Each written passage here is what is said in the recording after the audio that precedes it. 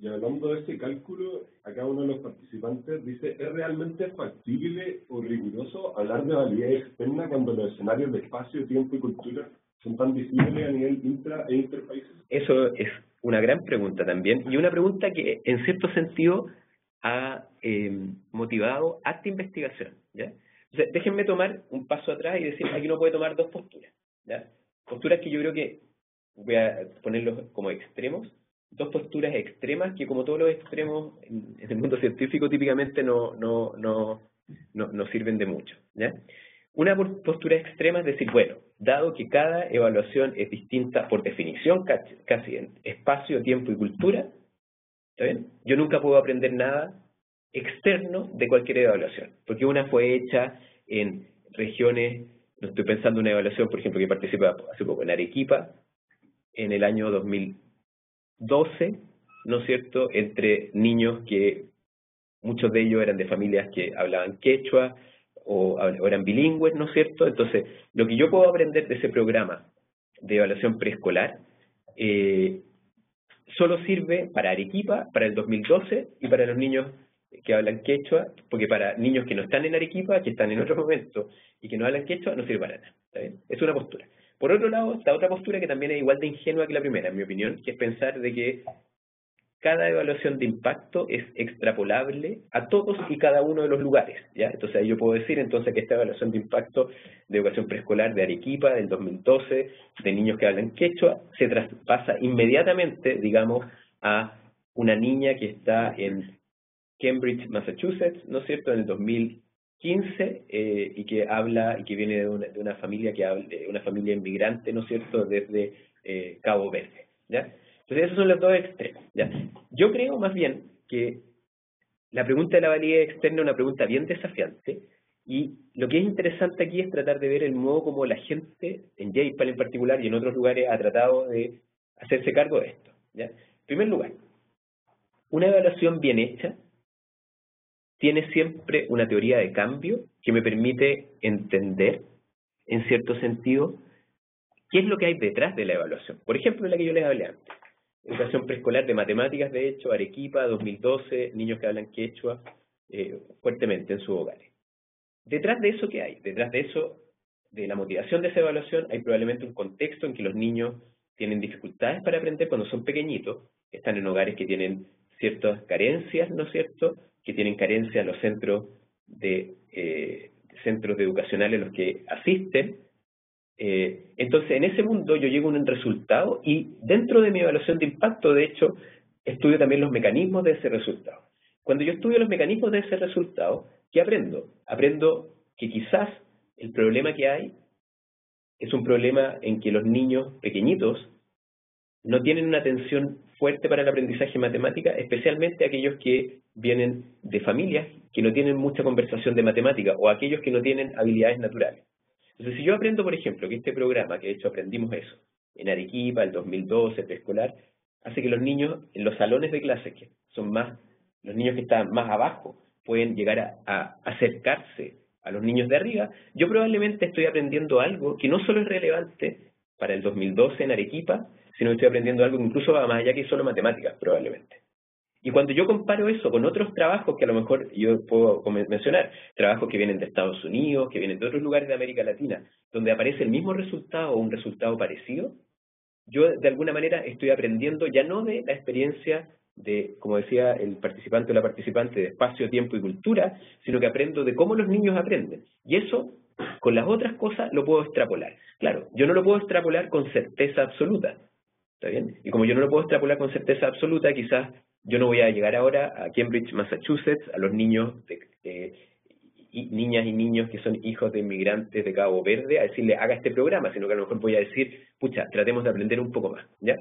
La segunda respuesta, que cuando se puede, que no siempre es posible, es una manera de hacerse cargo de este tema, es hacer experimentos o evaluaciones de impacto en distintos lugares. Y aquí JPAL ha hecho eso con dos cosas, al menos con tres, de hecho, que yo conozco. Hay más, no sé, te estoy dando, que me están mirando feo acá por el tiempo, entonces, tres, ya. Uno, que es básicamente tomar el mismo tipo de pregunta en muchos países distintos o en muchos contextos distintos. Y aquí hay 3 ejemplos. Un programa de una ONG bien presente en América Latina que se llama Techo, ya que es un programa, Techo tiene una serie de políticas, ¿no es cierto?, que tratan de hacerse cargo de las personas más pobres, de hecho, de los ultra pobres probablemente, en países de América Latina, dando soluciones de entrega de vivienda, ¿ya?, temporal típicamente. Entonces, ¿qué hacen ellos? Ellos, liderados por un grupo en que está Paul Gertler y Sebastián Galeani y otros profesores, hacen una evaluación en Uruguay, El Salvador, México, más o menos en el mismo tiempo, no exactamente en el mismo tiempo. El tipo de pobreza que existe en estos países es distinto, como ustedes pueden pensar. Uruguay es de los países con ingreso per cápita más alto en América Latina y desigualdad más baja. El Salvador probablemente más pobre, mucha delincuencia, ¿no es cierto? Dinámicas de pobreza distintas a las de los otros dos. Hacen eso. Segundo ejemplo, una serie de programas de microfinanzas, ¿está bien?, que se han evaluado en distintos países, ¿ya?, y que de alguna manera tenían un marco como común, por así decirlo, que era la pregunta de cómo los programas de microfinanzas afectan tanto indicadores cercanos, que es efectivamente si las personas pagan los préstamos, si tienen más acceso financiero, hasta indicadores lejanos, que si efectivamente la gente puede salir de la pobreza, hasta cosas intermedias, que, por ejemplo, quienes dentro de la heterogeneidad de la pobreza, quienes cuando reciben un préstamo de microfinanzas son aquellos que con mayor probabilidad pueden lograr, ¿no es cierto?, tener un microemprendimiento, por así decirlo, o cuánta gente efectivamente simplemente usa las microfinanzas para algo muy válido y valioso, que es comprar bienes durables quizás de un modo más eficiente.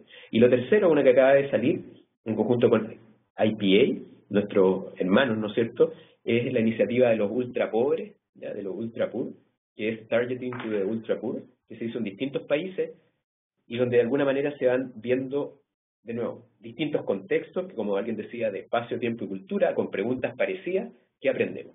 Y si ustedes me apuran un poco, para reafirmar mi primer punto, es que las conclusiones que uno saca cuando hace estos estudios en distintas partes son reconsistentes entre ellas.